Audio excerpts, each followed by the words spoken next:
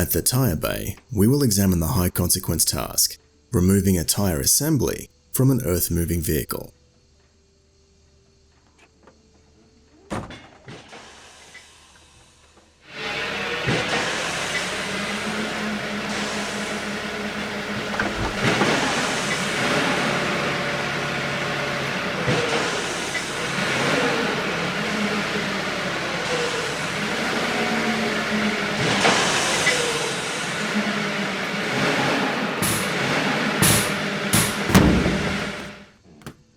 An uncontrolled release of the tyre assembly can damage equipment and crush a worker, leading to their fatality or disablement.